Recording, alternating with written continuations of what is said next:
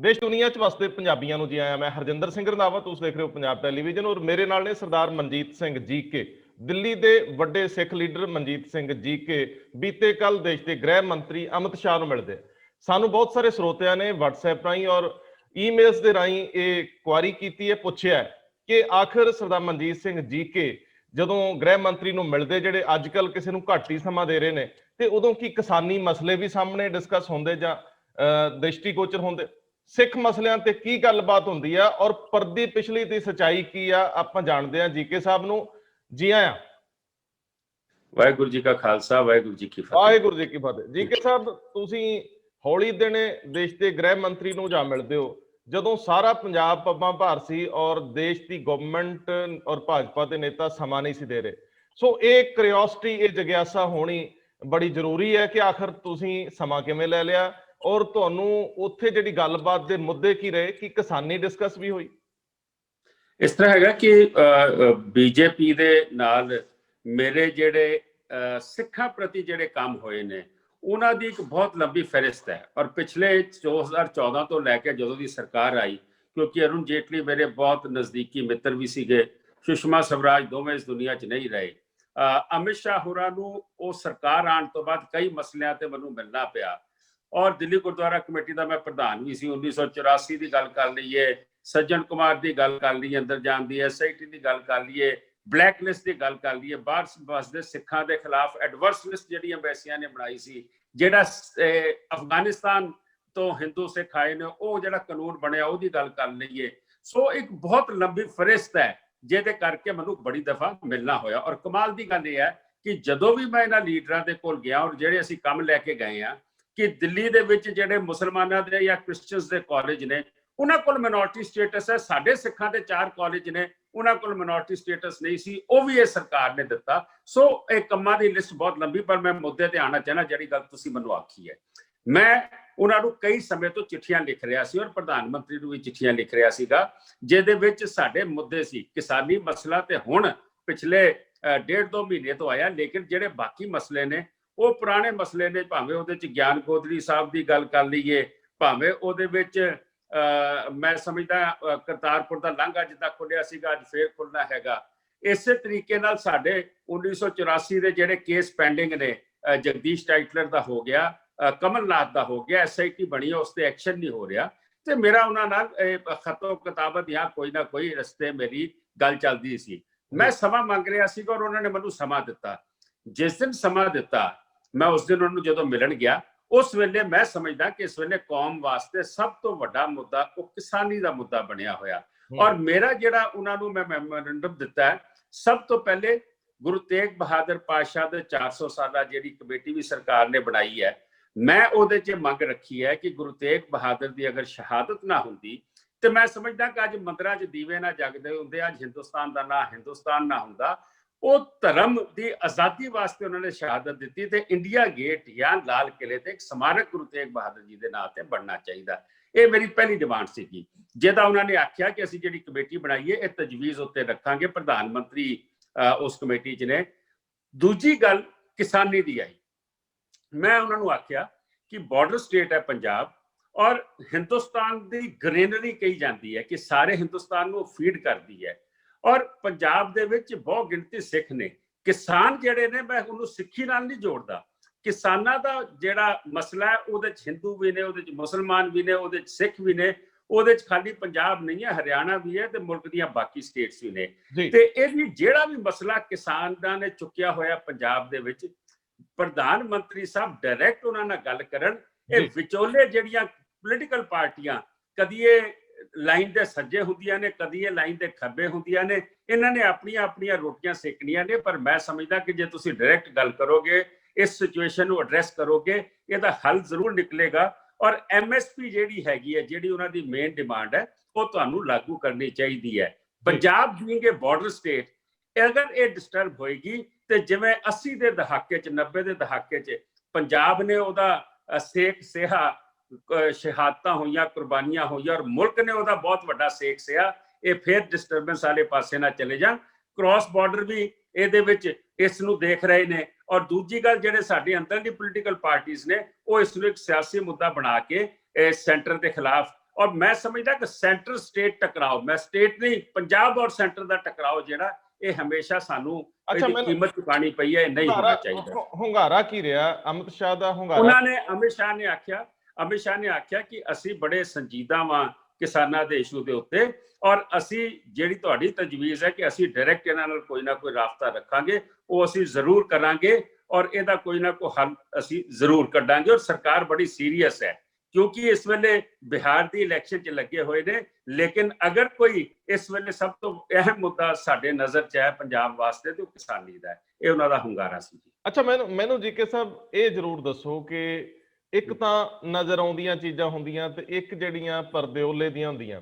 ਤੁਸੀਂ ਮੈਮੋਰੰਡਮ ਦਿੱਤਾ, ਫਾਈਲਾਂ ਲੈ ਕੇ ਚਲੇ ਗਏ, ਤੁਹਾਨੂੰ ਲੱਗਿਆ ਕਿ ਇਹ ਤੁਸੀਂ ਸਿੱਖ ਮਸਲੇ ਉਠਾ ਲਏ, ਲੇਕਿਨ ਦਿੱਲੀ ਸਿੱਖ ਗੁਰਦੁਆਰਾ ਪ੍ਰਬੰਧਕ ਕਮੇਟੀ ਦੀ ਚੋਣ ਸਿਰ ਤੇ ਹੈ ਤੇ ਸਾਰੀਆਂ ਪਾਰਟੀਆਂ ਲਈ ਇਹ ਕਾਫੀ ਤਰਜੀਹੀ ਕੰਮ ਹੈ ਤੇ ਤੁਹਾਡੇ ਲਈ ਵੀ ਇਹ ਜੀਣ ਮਰਨ ਦਾ ਸਵਾਲ ਹੈ। ਤੁਹਾਡੀ ਸਿਆਸੀ ਜ਼ਿੰਦਗੀ ਟਿਕੀ ਇਸੇ ਤੇ। ਇਸ ਵੇਲੇ ਕੀ ਸਰਗੋਸ਼ੀਆਂ ਨੇ, ਅੰਦਰ ਕੀ ਖਿਚੜੀ ਪੱਕੀ, ਇਹ ਦੱਸਿਓ ਅੰਦਰ ਕੀ ਹੋਇਆ।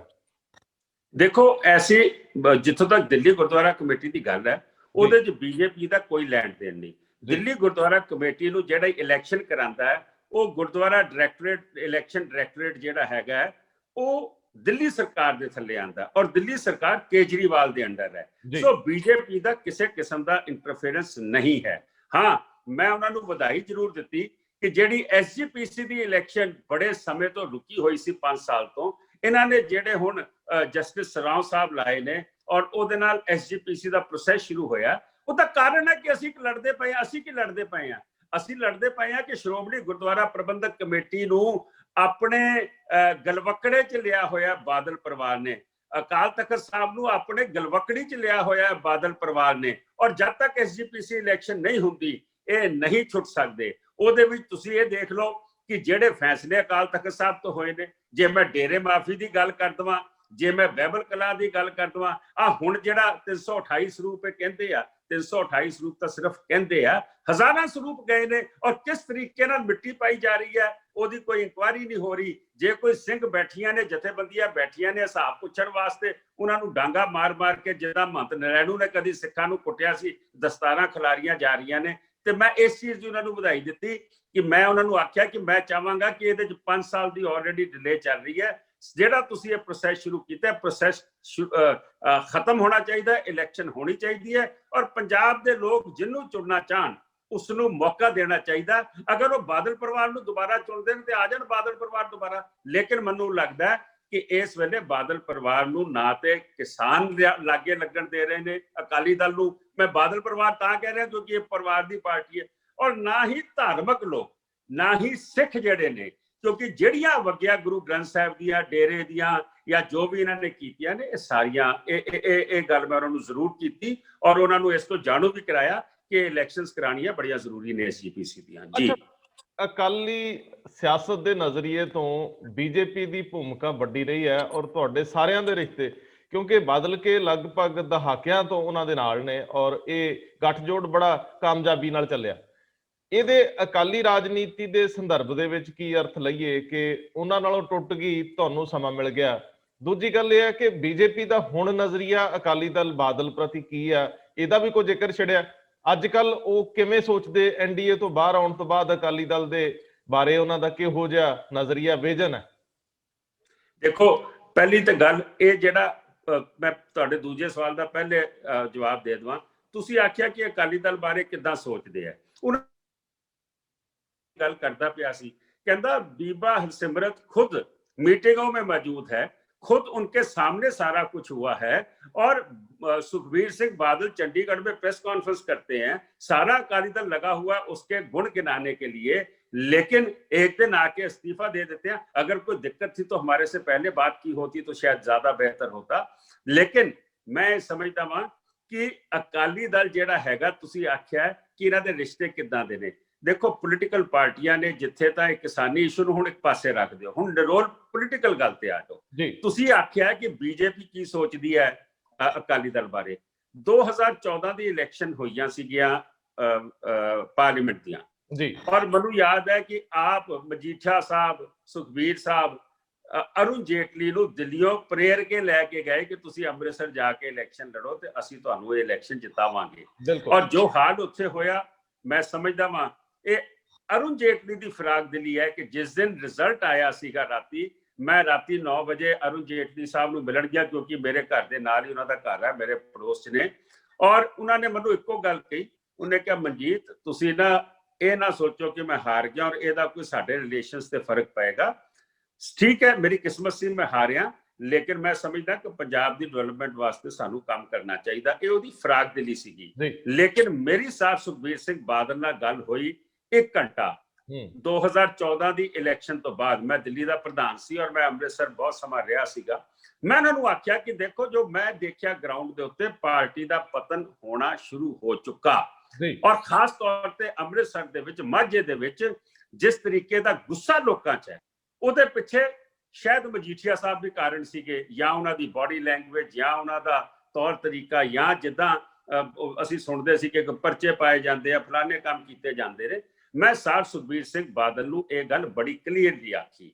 ਦੂਜੀ ਗੱਲ ਦੇਖੋ, ਹੁਣ ਬੀਜੇਪੀ ਕਿਉਂ ਇਹਨਾਂ ਤੋਂ ਖਫਾ ਹੁੰਦੀ ਇਹ ਤੁਹਾਡੀ ਪਹਿਲੀ ਗੱਲ ਵੀ ਕਾਫੀ ਵਜਨਦਾਰ ਹੈ, ਕਿਉਂਕਿ ਇਹ ਵੀ ਦੇਖਿਆ ਜਾਂਦਾ ਸੀ ਕਿ ਮਾਝੇ 'ਚ ਸੀਨੀਅਰ ਲੀਡਰਸ਼ਿਪ ਸਨੱਬ ਕਰਤੀ ਗਈ ਸੀ। ਜਿਹੜੇ ਪੁਰਾਣੇ ਲੀਡਰ ਸੀ ਜਿਨ੍ਹਾਂ ਦੀ ਸਾਲਾਂ ਤੱਕ ਦੀ ਮਿਹਨਤ ਸੀ, ਰਾਦਰ ਦਹਾਕੇ ਲੱਗੇ ਸੀ, ਪੂਰੀ ਉਮਰ ਲੱਗੀ ਸੀ, ਉਹ ਹੌਲੀ ਦਰਕਨਾਰ ਕਰਤੇ। ਉਹਨਾਂ ਦੇ ਹਲਕਿਆਂ 'ਚ ਨਵੇਂ ਬੰਦੇ ਸ਼ਾਮਲ ਕਰਾਤੇ ਗਏ। ਉਹ ਬੰਦੇ ਜਿਹੜੇ ਸੱਤਾ ਨਾਲ ਸਿੱਧੇ ਭਾਈਵਾਲ ਹੋ ਗਏ, ਬਿਕਰਮ ਸਿੰਘ ਮਜੀਠੀਆ ਨੂੰ ਰਿਪੋਰਟ ਕਰਦੇ ਸੀ। ਉਸ ਤੋਂ ਬਾਅਦ ਇਹ ਸਾਰੇ ਘਟਨਾਕ੍ਰਮ ਦੇ ਇਲਜ਼ਾਮ ਲੱਗਦੇ ਰਹੇ ਕਿ ਪੁਰਾਣੀ ਲੀਡਰਸ਼ਿਪ ਪਾਸੇ ਕਰਤੀ ਗਈ, ਹਾਸ਼ੀਏ ਤੇ ਚਲੇ ਗਈ ਔਰ ਉਹਨਾਂ ਦੇ ਗੁੱਸੇ ਕਾਰਨ ਲੋਕ ਵੀ ਗੁੱਸੇ 'ਚ ਆਉਂਦੇ ਰਹੇ। ਦੇਖੋ, ਪੁਰਾਣੀ ਲੀਡਰਸ਼ਿਪ ਨੂੰ ਇਹਨਾਂ ਨੇ ਬਿਲਕੁਲ ਨਕਾਰ ਦਿੱਤਾ ਕਿਉਂਕਿ ਉਹ ਕੋਰ ਕਮੇਟੀ 'ਚ ਆਪਣਾ ਦੁੱਖ ਰੋ ਦਿੰਦੇ ਸੀਗੇ। ਪਾਰਟੀ ਦਾ ਜੋ ਹਾਲ ਸੀ, ਜੋ ਪਤਨ ਹੋ ਰਿਹਾ, ਰੋ ਦਿੰਦੇ ਸੀਗੇ। ਇੱਕ ਨਵੀਂ ਲੀਡਰਸ਼ਿਪ ਉੱਪਰੀ, ਉਹ ਲੀਡਰਸ਼ਿਪ ਸੀ ਰੇਤੇ ਦੀ, ਉਹ ਲੀਡਰਸ਼ਿਪ ਸੀ ਠੇਕਿਆਂ ਦੀ, ਉਹ ਲੀਡਰਸ਼ਿਪ ਸੀ ਕਿ ਜਿਹੜਿਆਂ ਦੇ ਨਾ ਮੂੰਹ ਤੇ ਦਾੜੀ ਨਾ ਸਿਰ ਤੇ ਜੂੜਾ, ਤੇ ਉਹ ਅਕਾਲੀ ਦੇ ਮਤਲਬ ਇੱਥੋਂ ਤੱਕ ਹੋ ਗਿਆ ਕਿ ਕਈ ਅਕਾਲੀ ਜਿਹੜੇ ਜਥੇਦਾਰ ਨੇ ਉਹ ਤਾਂ ਉਹਨਾਂ ਦਾ ਤਾਂ ਕੋਈ ਸਿੱਖੀ ਨਾਲ ਲੈਣ ਦੇਣ ਵੀ ਨਹੀਂ ਸੀਗਾ। ਮੈਂ ਸਮਝਦਾ ਇੱਕ ਤਾਂ ਹੋ ਗਈ ਕਿ ਲੋਕਾਂ ਦਾ ਗੁੱਸਾ ਜਿਹੜਾ ਸੀਗਾ ਉਹ ਗੁੱਸਾ ਸੀਗਾ ਸਾਡੇ ਐਟੀਟਿਊਡ ਦਾ। ਦੂਜਾ ਕੀ ਸੀਗਾ, ਮੈਂ ਜਦੋਂ ਬਾਹਰ ਗਿਆ 1914 ਚ, ਜਦੋਂ ਮੈਂ ਬਣਿਆ 13 ਚ, ਮੈਂ 14, 15, 16, 18 ਚ ਮੈਂ ਜਾਂਦਾ ਰਿਹਾ। ਮੈਨੂੰ 2 ਸਵਾਲਾਂ ਦਾ ਜਵਾਬ ਨਹੀਂ ਆਉਂਦਾ ਸੀਗਾ। ਮੈਨੂੰ ਪੁੱਛਦੇ ਸੀ ਜੀ ਸੁਮੇਸ਼ ਸੈਣੀ ਨੂੰ ਕਿਉਂ ਤੁਸੀਂ ਪੰਜਾਬ ਦਾ ਡੀਜੀਪੀ ਬਣਾਇਆ? ਹੁਣ ਮੇਰਾ ਕੰਮ ਨਹੀਂ ਸੀਗਾ, ਪੰਜਾਬ ਦਾ ਕੰਮ ਸੀ, ਸਰਕਾਰ ਦਾ ਕੰਮ ਸੀਗਾ। ਔਰ ਦੂਜੀ ਗੱਲ ਕਿ ਅਜ਼ਹਰ ਆਲਮ ਜਿਹੜੀ ਹੈ ਜਿਸਨੇ ਕੋ ਸੈਨਾ ਕਿਹੜੀ ਬਣਾਈ ਸੀਗੀ, ਇਹ ਦੋ ਬੰਦਿਆਂ ਦਾ ਜਵਾਬ ਮੇਰੇ ਕੋਲ ਨਹੀਂ ਸੀ। ਹੁਣ ਤੁਸੀਂ ਦੇਖੋ, ਪਹਿਲੀ ਗੱਲ ਕਿ ਅਸੀਂ ਲੋਕਾਂ ਤੋਂ ਦੂਰ ਹੋ ਰਹੇ ਸੀ, ਦੂਜੇ ਪਾਸੇ ਸਿੱਖ ਜਿਹੜੇ ਸਾਨੂੰ ਉਹ ਸਵਾਲ ਕਰ ਰਹੇ ਸੀਗੇ ਜਿਨ੍ਹਾਂ ਨਾਲ ਸਿੱਖਾਂ ਦੇ ਸੈਂਟੀਮੈਂਟ ਜੁੜੇ ਆ, ਜਿਨ੍ਹਾਂ ਲੋਕਾਂ ਨੇ ਸਿੱਖਾਂ ਦੇ ਨੌਜਵਾਨ ਬੱਚਿਆਂ ਨੂੰ ਕਤਲ ਕੀਤਾ, ਹਜ਼ਾਰਾਂ ਬੱਚਿਆਂ ਨੂੰ। ਮੈਂ ਸਮਝਦਾ ਜਦੋਂ ਮੈਂ ਜਾ ਕੇ ਸੁਖਬੀਰ ਸਿੰਘ ਬਾਦਲ ਹੋਣਾ ਨਾਲ ਇਹ ਗੱਲ ਕਰਦਾ ਸੀਗਾ, ਕੋਈ ਜਵਾਬ ਨਹੀਂ ਹੁੰਦਾ ਸੀਗਾ। ਕਹਿੰਦੇ ਅਸੀਂ ਇਸ ਨੂੰ ਜ਼ਰੂਰ ਸੋਚਾਂਗੇ। ਲੇਕਿਨ ਮੈਂ ਸਮਝਦਾ ਆਖਰੀ ਜਿਹੜਾ ਕਫਨ ਚ ਕਿੱਲ ਵੱਜਾ ਨਾ, ਉਹ ਵਜ੍ਹਾ ਜਦੋਂ ਬਹਿਬਲ ਕਲਾਂ ਹੋ ਗਿਆ, ਜਦੋਂ ਡੇਰਾ ਮਾਫੀ ਹੋ ਗਈ, ਜਦੋਂ ਅਸੀਂ ਬੱਚਿਆਂ ਤੇ ਗੋਲੀ ਚਲਾ ਦਿੱਤੀ, ਜਦੋਂ ਗੁਰੂ ਗ੍ਰੰਥ ਸਾਹਿਬ ਗਲੀ ਦੇ ਵਿੱਚ ਰੁਲ ਗਏ, ਜਿਹੜੇ ਇਹਨਾਂ ਨੇ ਸ਼੍ਰੋਮਣੀ ਕਮੇਟੀ ਚੋਂ ਆਪਣੇ ਹੁਕਮ ਦੇ ਨਾਲ ਉਹਨਾਂ ਡੇਰਿਆਂ ਨੂੰ ਦੇ ਦਿੱਤੇ, ਉਹਨਾਂ ਲੋਕਾਂ ਨੂੰ ਦੇ ਦਿੱਤੇ ਜਿਨ੍ਹਾਂ ਤੋਂ ਬੇਦਬੀ ਕਰਾਈ। ਹੁਣ ਬੀਜੇਪੀ ਪਿੱਛੇ ਬੈਠੀ ਸੋਚ ਰਹੀ ਹੈ। ਤੁਹਾਡਾ ਸਵਾਲ ਸੀ ਕਿ ਬੀਜੇਪੀ ਕੀ ਸੋਚ ਰਹੀ ਸੀ। ਹੁਣ ਬੀਜੇਪੀ ਅੱਜ ਆਪਣੇ ਘਰ 'ਚ ਬੈਠੀ ਸੋਚ ਰਹੀ ਹੈ। ਬੀਜੇਪੀ ਇੱਕ ਕੈਡਰ ਬੇਸਡ ਪਾਰਟੀ ਹੈ। ਉਹ ਸੋਚ ਰਹੀ ਸੀਗੀ ਕਿ ਅਕਾਲੀ ਦਲ ਤੇ ਸਾਡੇ ਤੇ ਬੋਝ ਬਣ ਗਿਆ, ਔਰ ਉਹ ਸਾਬਤ ਹੋ ਗਿਆ 2019 ਦੀ ਇਲੈਕਸ਼ਨ 'ਚ। 2019 ਦੀ ਇਲੈਕਸ਼ਨ ਦੇ ਵਿੱਚ 10 ਸੀਟਾਂ ਅਕਾਲੀ ਦਲ ਕੋਲ ਹੁੰਦੀਆਂ ਨੇ, 10 ਚੋਂ 2 ਜਿੱਤਦੇ ਨੇ ਬਾਦਲ ਸਾਹਿਬ, ਮੀਆਂ ਬੀਬੀ ਆਪ ਜੋ ਗਿੱਧਾ ਪਾਉਂਦੇ ਨੇ, ਵੱਡੇ ਜਰਨੈਲ ਇਹਨਾਂ ਦੇ ਹਾਰ ਕੇ, ਚੰਦੂ ਬਾਜਰੇ ਵਰਗੇ ਜਾਂ ਲੁਧਿਆਣੇ ਵਾਲੇ ਆਪਣੇ ਕੀ ਕਹਿੰਦੇ ਨੇ, ਮਤਲਬ ਉਹ ਵੱਡੇ ਜਰਨੈਲ ਇਹਨਾਂ ਦੇ ਹਾਰਦੇ ਨੇ। ਲੇਕਿਨ ਬੀਜੇਪੀ 3 ਚੋਂ 2 ਸੀਟਾਂ ਜਿੱਤ ਜਾਂਦੀ ਹੈ। ਤੁਸੀਂ 10 ਚੋਂ 2, ਉਹ 3 ਚੋਂ 2। ਅਗਲੀ ਗੱਲ, ਬੀਬਾ ਕਿੱਦਾਂ ਜਿੱਤਦੀ ਹੈ? ਬੀਬਾ ਵੀ ਹਾਰ ਗਈ ਸੀ ਇਲੈਕਸ਼ਨ। ਬੀਬਾ ਜਿੱਤਦੀ ਜਾਂ ਤੇ ਡੇਰਾ ਵੋਟ ਉਹਨਾਂ ਨੂੰ ਪਈ, ਜਾਂ ਜਿਹੜਾ ਬਠਿੰਡਾ ਸੀਗਾ, ਬਠਿੰਡਾ ਸ਼ਹਿਰ ਚੋਂ ਬੀਬਾ ਹਮੇਸ਼ਾ ਹਾਰਦੀ ਸੀ 25,000 ਤੋਂ, ਐਤਕੀ ਉਹ 22,000 ਤੋਂ ਜਿੱਤੀ। ਉਹਦੇ ਪਿੱਛੇ ਪੁਲਵਾਮਾ ਸੀਗਾ, ਕਿਉਂਕਿ ਪੰਜਾਬ ਦਾ, ਹਿੰਦੁਸਤਾਨ ਦਾ ਹਿੰਦੂ ਤੇ ਪੰਜਾਬ ਦਾ ਜਿਹੜਾ ਹਿੰਦੂ ਸੀਗਾ, ਉਸਨੇ ਬੀਜੇਪੀ ਵੱਲ ਨੂੰ ਰੁਖ ਕੀਤਾ ਸੀ। ਅਗਰ ਸੁਖਬੀਰ ਸਿੰਘ ਬਾਦਲ ਜਾਂ ਬੀਬਾ ਜਿੱਤੇ ਨੇ, ਉਹਦੇ ਵਿੱਚ ਕਿਉਂਕਿ ਉਸ ਪਾਸੇ ਡੇਰੇ ਦੀਆਂ ਵੋਟਾਂ ਨੇ ਜ਼ਿਆਦਾ, ਡੇਰੇ ਦੀਆਂ ਵੋਟਾਂ ਜੋ ਇਹਨਾਂ ਨੇ ਗੁਰੂ ਗ੍ਰੰਥ ਸਾਹਿਬ ਨਾਲ ਧਰੋਹ ਕੀਤਾ ਉਹਦੇ ਕਰਕੇ ਲਈਆਂ। ਔਰ ਦੂਜੀ ਗੱਲ, ਹਿੰਦੂ ਵੋਟ ਜਿਹੜੀ ਇਹਨਾਂ ਦੀ ਪਲੱਸ ਹੋਈ ਸੀ, ਉਸ ਕਰਕੇ 2 ਸੀਟਾਂ ਲਈਆਂ। ਔਰ ਬੀਜੇਪੀ ਦਾ ਵੋਟ ਬੈਂਕ 2019 ਦੀ ਪਾਰਲੀਮੈਂਟ ਇਲੈਕਸ਼ਨ 'ਚ ਵਧਿਆ ਸੀ, ਤੇ ਬੀਜੇਪੀ ਨੂੰ ਸਮਝ ਆ ਗਈ ਕਿ ਇਹ ਤਾਂ ਅਸੀਂ ਬੋਝਾ ਚੁੱਕਦੇ ਪਏ ਆ। ਕਿੱਥੇ ਅਕਾਲੀ ਦਲ ਇੰਜਨ ਬਣ ਕੇ ਬੀਜੇਪੀ ਦੇ ਅੱਗੇ ਲੱਗਦਾ ਸੀ, ਅੱਜ ਬੀਜੇਪੀ ਜਿਹਨੂੰ 117 ਚੋਂ 23 ਸੀਟਾਂ ਮਿਲਦੀਆਂ, ਇੰਜਨ ਉਹ ਬਣਿਆ, ਤੇ ਪਿੱਛੇ ਐਡਾ ਭਾਰ ਚੁੱਕਣ ਦੀ ਕੋਈ ਲੋੜ ਆਪਾਂ ਵੀ ਕਿਸੇ ਹੋਰ ਪਾਸੇ ਨੂੰ ਚੱਲੀਏ। ਸੋ ਇਹ ਕਾਰਨ ਨੇ ਜਿਨ੍ਹਾਂ ਕਰਕੇ ਦੂਰੀਆਂ ਵੱਧਦੀਆਂ ਚਲੇਗੀ। ਨਹੀਂ, ਤੁਹਾਨੂੰ ਲੱਗਦਾ ਹੈ ਕਿ ਇੱਕ ਤਾਂ ਉਹਨਾਂ ਨੂੰ ਮਲਾਲ ਹੈ ਕਿ ਇਹਨਾਂ ਨੇ ਸਾਡਾ ਇਸ ਮੌਕੇ ਤੇ ਸਾਥ ਛੱਡਿਆ ਜਦੋਂ ਇਹ ਰਿਸ਼ਤੇ ਨੂੰ ਬਿਹਤਰ ਕਰ ਸਕਦੇ ਸੀ, ਕਿਸਾਨਾਂ ਔਰ ਬੀਜੇਪੀ 'ਚ ਪੁਲ ਬਣ ਸਕਦੇ ਸੀ, ਕਿਸਾਨਾਂ ਔਰ ਕੇਂਦਰ ਦੇ ਵਿੱਚ ਪੁਲ ਬਣ ਕੇ ਇਹ ਗੱਲ ਨੂੰ ਕਿਸੇ ਪਾਸੇ ਲਾ ਸਕਦੇ ਸੀ। ਦੂਜੀ ਗੱਲ, ਉਹਨਾਂ ਨੂੰ ਕਿਤੇ ਇੰਜ ਲੱਗਦਾ ਹੈ ਕਿ ਚਲੋ ਇਹ ਐਨਡੀਏ ਚੋਂ ਬਾਹਰ ਚਲੇ ਗਏ, ਜੇ ਪੰਜਾਬ ਦੇ ਵਿੱਚ ਮੁੜ ਕੇ ਪੈਰ ਲਾਉਣੇ ਜਾਂ ਪੰਜਾਬ ਦੇ ਵਿੱਚ ਸਿਆਸਤ ਕਰਨੀ ਹੈ, ਪਹਿਲੀ ਗੱਲ ਤੇ ਕੀ ਉਹਨਾਂ ਨੇ ਇਸ ਤਰ੍ਹਾਂ ਸ਼ੋਅ ਕੀਤਾ ਤੁਹਾਨੂੰ ਕਿ ਉਹ ਪੰਜਾਬ 'ਚ ਦਿਲਚਸਪੀ ਰੱਖਦੇ ਆ? ਸਿੱਖ ਕਮਿਊਨਿਟੀ ਨੂੰ ਲੈ ਕੇ ਉਹਨਾਂ ਨੇ ਇਹ ਸ਼ੋਅ ਕੀਤਾ ਕਿ ਉਹ ਪੰਜਾਬ ਦੇ ਵਿੱਚ ਰਾਜ ਕਰਨਾ ਚਾਹੁੰਦੇ ਜਾਂ ਇੱਥੇ ਸਿਆਸਤ ਕਰਨਾ ਚਾਹੁੰਦੇ?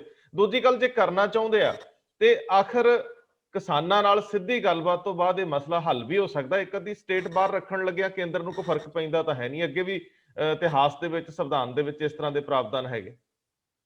ਮੈਂ ਸਮਝਦਾ ਕਿ ਜਿਹੜੇ ਮੈਂ ਸਿੱਖ ਇਸ਼ੂਜ਼ ਉਹਨਾਂ ਨਾਲ ਡਿਸਕਸ ਕੀਤੇ, ਉਸ ਤੇ ਜਿਸ ਕਿਸਮ ਦਾ ਉਹਨਾਂ ਦਾ ਐਟੀਟਿਊਡ ਸੀ, ਇਸ ਤੋਂ ਪਤਾ ਲੱਗਦਾ ਕਿ ਉਹ ਸਿੱਖਾਂ ਨੂੰ ਨਾਲ ਲੈ ਕੇ ਚੱਲਣਾ ਚਾਹੁੰਦੇ ਨੇ। ਔਰ ਫਿਰ ਇੱਕ ਤਾਂ ਗੱਲ ਹੁੰਦੀ ਹੈ ਨਾ ਕਿ ਅੱਜ ਮੈਂ ਇਸ਼ੂ ਜਿਹੜੇ ਕਰ ਰਿਹਾ, ਮੈਂ ਪਿਛਲੇ ਜਿਹੜੇ 10 ਸਾਲਾਂ 'ਚ 8 ਸਾਲਾਂ 'ਚ ਜੋ ਇਹਨਾਂ ਕੋਲੋਂ ਕਰਾਇਆ ਹੈਗਾ, ਉਹ ਇੰਪੋਸੀਬਲ ਸੀ। ਉਹ ਕੰਮ ਸਾਰੇ ਸਾਡੇ ਹੋਏ ਨੇ। ਮੈਂ ਸਮਝਦਾ ਵਾਂ ਕਿ ਉਹ ਸਿੱਖਾਂ ਪ੍ਰਤੀ ਅੱਗੇ ਚੱਲਣਾ ਚਾਹੁੰਦੇ ਨੇ। ਨੰਬਰ 1, ਤੁਸੀਂ ਪੰਜਾਬ ਦੀ ਗੱਲ ਕੀਤੀ ਹੈ, ਚੰਗੀ ਤਰ੍ਹਾਂ ਉਹਨਾਂ ਨੂੰ ਪਤਾ ਹੈ ਕਿ ਪੰਜਾਬ ਇੱਕ ਬਾਰਡਰ ਸਟੇਟ ਹੈ। ਪੰਜਾਬ ਨੂੰ ਡਿਸਟਰਬ ਕੀਤਾ ਸੀਗਾ ਇੰਦਰਾ ਗਾਂਧੀ ਨੇ, ਰਾਜੀਵ ਗਾਂਧੀ ਨੇ, ਆਪਣੇ ਪੋਲੀਟੀਕਲ ਮਫਾਦ ਵਾਸਤੇ, ਕਿ ਹਿੰਦੁਸਤਾਨ ਦੀਆਂ ਵੋਟਾਂ ਜਿੱਤਣ ਵਾਸਤੇ। ਭਾਵੇਂ ਉਹਦੇ 'ਚ ਆਪਰੇਸ਼ਨ ਬਲੂ ਸਟਾਰ ਲੈ ਲਓ, ਭਾਵੇਂ ਨਵੰਬਰ 84 ਲੈ ਲਓ, ਔਰ ਉਹਦੀ ਬੜੀ ਵੱਡੀ ਕੀਮਤ ਦੇਣੀ ਪਈ ਸੀ। ਅੱਜ ਹਾਂ, ਜਿਹੜੀ ਗੱਲ ਤੁਸੀਂ ਕਹੀ ਹੈ, ਇਹਨਾਂ ਦਾ ਦਿਮਾਗ ਤੇ ਬੀਜੇਪੀ ਦਾ ਇੱਕ ਸਮੇਂ 'ਚ ਅਰੁਣ ਜੇਟਲੀ ਜੀ ਰਹੇ ਸੀ ਨਾ, ਜਿਸ ਦਿਨ ਅਰੁਣ ਜੇਟਲੀ ਜੀ ਹਾਰੇ ਸੀ ਤੇ ਮੇਰੀ ਉਹਨਾਂ ਨਾਲ ਮੀਟਿੰਗ ਹੋਈ ਸੀ, ਉਹਨਾਂ ਨੇ ਇੱਕੋ ਗੱਲ ਕਹੀ ਸੀ ਕਿ ਮਨਜੀਤ, ਪੰਜਾਬ ਬਾਰਡਰ ਸਟੇਟ ਹੈ, ਬੀਜੇਪੀ ਨੇ ਹਿੰਦੁਸਤਾਨ 'ਚ ਸ਼ਾਂਤੀ ਨਾਲ ਰਾਜ ਕਰਨਾ, ਤੇ ਜਦੋਂ ਬਾਰਡਰ ਸਾਡਾ ਡਿਸਟਰਬ ਹੋਏਗਾ, ਅਸੀਂ ਸੈਂਟਰ ਦੇ ਵਿੱਚ ਆਰਾਮ ਨਾਲ ਰਾਜ ਨਹੀਂ ਕਰ ਸਕਾਂਗੇ। ਇਹ ਇਹਨਾਂ ਦੀ ਸੋਚ ਦੇ ਵਿੱਚ ਇਹ ਗੱਲ ਹੈਗੀ ਹੈ। ਸੋ ਇਹਦਾ ਫਾਇਦਾ ਸਾਨੂੰ ਚੁੱਕਣਾ ਚਾਹੀਦਾ। ਤੁਸੀਂ ਆਖਿਆ ਕਿ ਅਕਾਲੀ ਦਲ ਜਿਹੜਾ ਇਹ ਬ੍ਰਿਜ ਬਣ ਕੇ ਕੰਮ ਕਰ ਸਕਦਾ ਸੀ। ਮੈਂ ਸਮਝਦਾ ਅਕਾਲੀ ਦਲ ਕੋਲ ਇੱਕ ਮੌਕਾ ਆਇਆ ਸੀ ਬੀਜੇਪੀ ਦੇ ਉੱਤੇ ਕੋਈ ਨਾ ਕੋਈ ਸਕੋਰ ਕਰਨ ਦਾ, ਕੋਈ ਨਾ ਕੋਈ ਮੈਂ ਸਮਝਦਾ ਉਹਨਾਂ ਦੀ ਵਾਹਵਾਹੀ ਲੈਣ ਦਾ, ਔਰ ਉਹਦੇ ਵਿੱਚੋਂ ਲੈਣੀ ਤਾਂ ਅਕਾਲੀ ਦਲ ਨੇ ਫਿਰ ਵਜ਼ੀਰੀ ਸੀਗੀ ਕਿ ਬੀਬਾ ਦੀ, ਕਿ ਬੀਜੇਪੀ ਦਾ ਤੇ ਸੈੱਟ ਫਾਰਮੂਲਾ ਕਿ ਜਿਹਦੀਆਂ 10 ਸੀਟਾਂ ਆਉਂਦੀਆਂ ਜਿਸ ਪਾਰਟੀ ਦੀਆਂ ਗਠਬੰਧਨ 'ਚ, ਉਸਨੂੰ ਕੈਬਨਿਟ ਦੇਣਾ। ਤੁਹਾਨੂੰ 2 ਸੀਟਾਂ ਤੇ ਉਹਨਾਂ ਨੇ ਕੈਬਨਿਟ ਦਾ ਰੈਂਕ ਦਿੱਤਾ। ਇਹਦੇ ਪਿੱਛੇ ਵੀ ਤਾਂ ਸੋਚ ਇਹ ਸੀ ਨਾ ਕਿ ਉਹ ਹਰ ਮੌਕੇ ਤੇ ਅਕਾਲੀ ਦਲ ਨੂੰ ਸੈਟੀਸਫਾਈ ਕਰਨ ਦੀ ਕੋਸ਼ਿਸ਼ ਕਰਦੇ ਰਹੇ ਕਿ ਪੰਜਾਬ ਠੀਕ ਰਵੇ। ਲੇਕਿਨ ਅਕਾਲੀ ਦਲ ਦੀ ਜਿਹੜੀ ਲੀਡਰਸ਼ਿਪ ਹੈ, ਉਹ ਪੰਥ ਦੀ ਗੱਲ ਨਹੀਂ ਕਰਦੀ ਸੀ, ਉਹ ਜਾ ਕੇ ਆਪਣੇ ਪਰਿਵਾਰ ਦੀ ਗੱਲ ਕਰਦੀ ਸੀ, ਆਪਣੀ ਵਜ਼ੀਰੀ ਕਰਦੀ ਸੀ, ਆਪਣੇ ਹੋਟਲ ਕਰਦੀ ਸੀ, ਆਪਣੀਆਂ ਟਰਾਂਸਪੋਰਟਾਂ ਕਰਦੀ ਸੀਗੀ। ਮੈਂ ਸਮਝਦਾ ਕਿ ਇਹਦੀ ਕਾਸਟ ਕੌਮ ਨੂੰ ਦੇਣੀ ਪੈ ਰਹੀ ਹੈ, ਇਹਦੀ ਕਾਸਟ ਪੰਜਾਬ ਨੂੰ ਦੇਣੀ ਪੈ ਰਹੀ ਹੈ। ਅੱਜ ਵੀ ਲੋੜ ਹੈ, ਬੀਜੇਪੀ ਵੱਲੋਂ ਪਹਿਲ ਚਾਹੀਦੀ ਹੈ। ਜਿਹੜੀ ਗੱਲ ਮੈਂ ਬੜੀ ਕਲੀਅਰਲੀ ਕਹਿ ਕੇ ਆਇਆ ਕਿ ਪੰਜਾਬ ਦੇ ਕਿਸਾਨਾਂ ਨਾਲ ਸਿੱਧੀ ਗੱਲ ਕਰਨੀ ਚਾਹੀਦੀ ਹੈ। ਇਹ ਵਿੱਚੋਂ ਸਿਆਸੀ ਪਾਰਟੀਆਂ ਨੂੰ ਮਨਫੀ ਕਰਕੇ ਇਹਦਾ ਰਾਹ ਕੱਢਣਾ ਚਾਹੀਦਾ ਹੈ, ਕਿਉਂਕਿ ਪੰਜਾਬ ਅਗਰ ਡਿਸਟਰਬ ਹੋਏਗਾ ਤੇ ਹਿੰਦੁਸਤਾਨ ਵੀ ਆਰਾਮ ਨਾਲ ਨਹੀਂ ਬੈਠੇਗਾ। ਆਖਰੀ ਗੱਲ ਕਰੂੰਗਾ, ਪਹਿਲਾਂ ਤਾਂ ਮੈਨੂੰ ਇਹ ਦੱਸੋ ਕਿ ਤੁਹਾਨੂੰ ਉਹਨਾਂ ਦੀ ਬਾਡੀ ਲੈਂਗੁਏਜ ਜਾਂ ਉਹਨਾਂ ਦੀ ਭਾਸ਼ਾ ਤੋਂ ਇੰਜ ਲੱਗਿਆ ਕਿ ਉਹ ਅਕਾਲੀ ਦਲ ਨਾਲ ਮੁੜ ਕੇ ਗੱਠਜੋੜ ਕਰ ਸਕਦੇ ਆ, ਇਹ ਟੁੱਟਿਆ ਗੱਠਜੋੜ ਦੁਬਾਰਾ ਹੋ ਸਕਦਾ? ਨੰਬਰ 2, ਤੁਹਾਨੂੰ ਮਿਲਣ ਦਾ, ਤੁਹਾਨੂੰ ਸੱਦਣ ਦਾ, ਤੁਹਾਡੇ ਕੋਲ ਲਗਭਗ 50 ਮਿੰਟ ਦੇ ਕਰੀਬ ਬੈਠਣ ਦਾ ਜਾਂ ਤੁਹਾਨੂੰ ਬੈਠਣ ਲਈ ਸਮਾਂ ਦੇਣ ਦਾ, ਇਹਦੇ ਸੰਕੇਤ ਕੀ ਲਈਏ ਕਿ ਉਹ ਬਾਦਲ ਕਿਆਂ ਨਾਲੋਂ ਕਿਸੇ ਹੋਰ ਸਿੱਖ ਰਾਜਨੀਤੀ ਵੱਲ ਦਿਲਚਸਪੀ ਦਿਖਾ ਰਹੇ? ਕਿਉਂਕਿ ਸਿੱਖ ਰਾਜਨੀਤੀ ਪੰਜਾਬ ਨੂੰ ਲੈ ਕੇ ਅਹਿਮ ਹੁੰਦੀ ਹੈ ਕਿਸੇ ਵੀ ਸਿਆਸੀ ਧਿਰ ਲਈ। ਤੇ ਇਸ ਤੋਂ ਅਗਲੀ ਗੱਲ, ਜਿਹੜੀ ਲਾਸਟ ਗੱਲ ਮੈਂ ਕਰਨੀ ਹੈ, ਕਿ ਕੀ ਜਿਹੜੇ ਤੁਸੀਂ ਇਹ ਲੰਬੀ ਮੀਟਿੰਗ ਤੋਂ ਬਾਅਦ ਕੁਝ ਨਤੀਜਿਆਂ ਦੀ ਆਸ ਕਰਦੇ ਹੋ, ਉਹ ਕੀ ਹੋ ਸਕਦੇ ਆ? ਸ਼੍ਰੀ ਗੁਰੂ ਤੇਗ ਬਹਾਦਰ ਜੀ ਦੇ ਇਸ ਮਹਾਨ ਪੁਰਬ ਦੇ ਉੱਤੇ ਕੋਈ ਕੇਂਦਰ ਵੱਡਾ ਫੈਸਲਾ ਕਰ ਸਕਦਾ ਹੈ ਪੰਜਾਬ ਨੂੰ, ਕੋਈ ਜਾਂ ਸਿੱਖਾਂ ਲਈ ਕੋਈ ਗਿਫਟ ਦੇ ਤੌਰ ਤੇ ਉਹ ਦੇ ਸਕਦਾ ਹੈ? ਕਿ ਆਖਰ ਉੱਠ ਕੇ ਆਉਣ ਲੱਗਿਆ ਤੁਹਾਡੇ ਅੰਦਰ ਦੀ ਤਸੱਲੀ, ਉਹਦਾ ਆਲਮ ਕੀ ਸੀ? ਮੈਂ ਸਮਝਦਾ ਕਿ ਮੈਂ ਇਸ ਮੀਟਿੰਗ ਦੇ ਵਿੱਚੋਂ ਬਿਲਕੁਲ ਸੈਟੀਸਫਾਈਡ ਸੀਗਾ। ਉਹਨਾਂ ਦੀ ਬਾਡੀ ਲੈਂਗੁਏਜ ਕਹਿ ਲਓ ਜਾਂ ਉਹਨਾਂ ਦਾ ਰਵੱਈਆ ਕਹਿ ਲਓ, ਕਿਉਂਕਿ ਬਹੁਤ ਲੰਬਾ ਸਮਾਂ ਉਹਨਾਂ ਨੇ ਦਿੱਤਾ। ਮੈਂ ਵੀ ਹੈਰਾਨ ਸੀਗਾ ਕਿ ਅਸੀਂ ਚਾਹ ਵੀ ਅਸੀਂ ਪੀਂਦੇ ਰਹੇ, ਫਿਰ ਕਾਫੀ ਵੀ ਆਉਂਦੀ ਰਹੀ, ਲੇਕਿਨ ਇਹ ਮਸਲੇ ਜਿਹੜੇ ਡਿਸਕਸ ਹੁੰਦੇ ਰਹੇ। ਜਿੱਥੋਂ ਤੱਕ ਤੁਸੀਂ ਅਕਾਲੀ ਦਲ ਦੀ ਗੱਲ ਕੀਤੀ ਹੈ, ਉਹਨਾਂ ਦੇ ਮਨ ਦੇ ਵਿੱਚ ਬਹੁਤ ਰੜਕ ਹੈ ਜਿਸ ਤਰੀਕੇ ਨਾਲ ਅਕਾਲੀ ਦਲ ਨੇ ਦੋਵਾਂ ਨੂੰ ਖਰਾਬ ਕੀਤਾ। ਅਕਾਲੀ ਦਲ ਨੇ ਕਿਸਾਨਾਂ ਨੂੰ ਵੀ ਖਰਾਬ ਕੀਤਾ ਔਰ ਅਕਾਲੀ ਦਲ ਨੇ ਬੀਜੇਪੀ ਨੂੰ ਵੀ ਖਰਾਬ ਕੀਤਾ। ਉਸ ਬੀਜੇਪੀ ਨੂੰ ਖਰਾਬ ਕੀਤਾ ਕਿ ਜਿਸ ਨੇ ਤੁਹਾਡੇ ਤੇ ਰਹਿਮ ਕਰਕੇ ਤੁਹਾਨੂੰ ਵਜ਼ੀਰੀਆਂ ਦਿੱਤੀਆਂ। ਮੈਂ ਸਮਝਦਾ ਵਾਂ ਕਿ ਇਹ ਗੱਲ ਉਹਨਾਂ ਦੇ ਮਨ 'ਚ ਰੜਕ ਹੈ। ਔਰ ਮੈਨੂੰ ਲੱਗਦਾ ਨਹੀਂ, ਹਾਂ ਬੀਜੇਪੀ ਬਾਰੇ ਸੋਚਿਆ ਜਾ ਸਕਦਾ, ਅਕਾਲੀ ਦਲ ਤੇ ਬੀਜੇਪੀ ਦੀ ਆਪਸ ਵਿੱਚ ਸੋਚਿਆ ਜਾ ਸਕਦਾ। ਉਹ ਕਦੋਂ ਸੋਚਿਆ ਜਾ ਸਕਦਾ? ਜੇ ਅਕਾਲੀ ਦਲ ਦਾ ਗ੍ਰਾਫ ਵਾਪਸ ਠੀਕ ਹੁੰਦਾ। ਅਕਾਲੀ ਦਲ ਨੂੰ ਤਾਂ ਕਿਸਾਨਾਂ ਨੇ ਲਾਗੇ ਨਹੀਂ ਲੱਗਣ ਦੇ ਰਹੇ, ਦੂਜੇ ਪਾਸੇ ਪੰਥ ਲਾਗੇ ਨਹੀਂ ਲੱਗਣ ਦੇ ਰਿਹਾ। ਲੋਕੀ ਵੇਟ ਕਰ ਰਹੇ ਨੇ ਕਿ ਕਦੋਂ ਅਸੀਂ ਇਹਨਾਂ ਦੀ ਗਲਵਕੜੀ ਚੋਂ ਅਕਾਲ ਤਖਤ ਸਾਹਿਬ ਤੇ SGPC ਛੁਡਾਈਏ। ਮੈਂ ਇਹ ਸਮਝਦਾ ਵਾਂ ਕਿ ਉਹਦੇ ਚਾਂਸ ਬਿਲਕੁਲ ਮੈਨੂੰ ਘੱਟ ਲੱਗਦੇ ਆ। ਹਾਂ, ਜਿਹੜੀ ਗੱਲ ਤੁਸੀਂ ਕਹੀ ਹੈ ਕਿ ਜਿਹੜੇ ਮਸਲੇ ਮੈਂ ਲੈ ਕੇ ਗਿਆ, ਮੈਨੂੰ ਉਮੀਦ ਹੈ ਕਿ ਮੇਰੀ ਇੱਕ ਹੋਰ ਛੇਤੀ ਮੀਟਿੰਗ ਹੋਏਗੀ, ਕਿਉਂਕਿ ਕਈ ਅਫਸਰਾਂ ਦੇ ਨਾਲ ਉਹਨਾਂ ਨੇ ਜਿਹੜੇ ਡਿਪਾਰਟਮੈਂਟ ਸੀਗੇ ਉਹਨਾਂ ਦੇ ਨਾਲ ਜਦੋਂ ਮੇਰੀਆਂ ਮੀਟਿੰਗਾਂ ਹੋਣਗੀਆਂ, ਮੈਨੂੰ ਲੱਗਦਾ ਹੈ ਕਿ ਮੈਂ ਆਸ਼ਾਵਾਦੀ ਹਾਂ ਕਿ ਕੋਈ ਨਾ ਕੋਈ ਕੰਮ ਵੱਡੇ ਸਿੱਖਾਂ ਵਾਸਤੇ ਜ਼ਰੂਰ ਹੋਣਗੇ।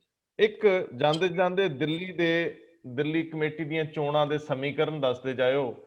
ਸਰਨਿਆ ਨੇ ਇੱਕ ਉਹ ਵਿਅਕਤੀ ਨਾਲ ਸ਼ਾਮਲ ਕੀਤਾ ਜਿਹਦੇ ਨਾਲ ਤੁਹਾਡੀ ਪੁਰਾਣੀ ਰੜਕ ਸੀਗੀ, ਜਿਹਨੇ ਤੁਹਾਡੇ ਖਿਲਾਫ ਕੁਝ ਪਰਚੇ ਦਿੱਤੇ ਸੀ, ਅੱਜ ਐਪਲੀਕੇਸ਼ਨ ਦਿੱਤੀਆਂ ਸੀਗੀਆਂ। ਅੱਜ ਜਦੋਂ ਉਸ ਸਥਿਤੀ ਦੇ ਵਿੱਚ ਇੱਕ ਬੰਨੇ ਬਾਦਲ ਕੇ ਨੇ, ਦੂਜੇ ਬੰਨੇ ਸਾਰੇ ਗਰੁੱਪ ਨੇ, ਕੀ ਕੋਈ ਗੱਠਜੋੜ ਹੋ ਸਕਣਗੇ?